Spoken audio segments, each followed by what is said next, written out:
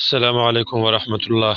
اجازه محترم پوښتنه کړې ده چې کله سړی غسل وکړي او غسل سره اودس نه وي کړی، د مانځه دپاره بیا وروسته اودس کوي که نه همدغه غسل د اودس دپاره هم کافي دي؟ ځینې علما خو دې باره کې دا وایي چې کله غسل یوازې وکړی شي، یعنې اودس پکې ونه کړی شي، نو دغه غسل د اوداسه نه هم کافي دي.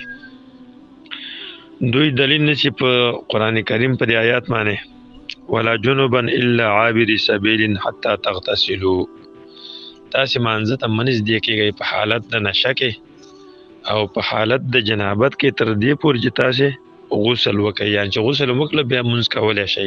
دلته یې دا نه دي ویلي چې تاسو اودس هم وکئ.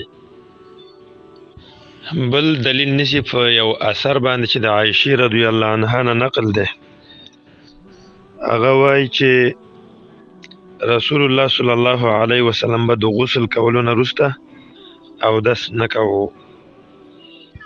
دغه شان یو بل حدیث باندې دلیل نیسي، وایي ځینې خلکو د رسول الله صلی الله علیه وسلم نه د جنابت باره کې د غسل باره کې پوښتنه وکړله، نو رسول الله ورته وویل چې 3 لپې اوبه په سر باندې راواچوه او بدن دون کې بس همدا کافي کېږي.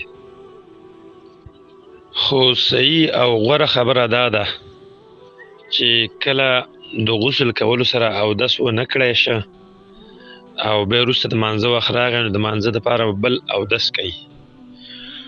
وجه دا ده دلته که د قرآن کریم آیات کې راغلي دي، د قرآن کریم آیاتونه همیشه دپاره مجمل وي، احادیثو کې د هغې شرح راغلي وي، او دغه شان احادیثو کې هم بیا داسې طریقه وي چې یو حدیث مجمل وي بل کې بیان راغلی وي.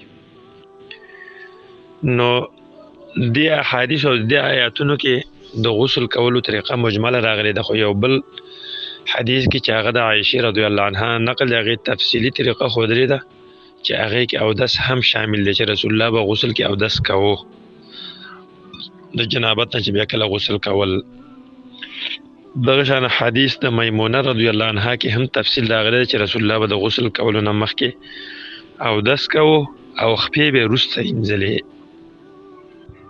نو که د قرآن کریم دی آیات کې د اودس ذکر نه دی راغلی، نو احادیثو د رسول الله صلی الله علیه وسلم کې ذکر راغلی دی، ځکه هر شی په قرآن کې نه وي ذکره، بیا وروسته د دې شرح رسول الله کوي.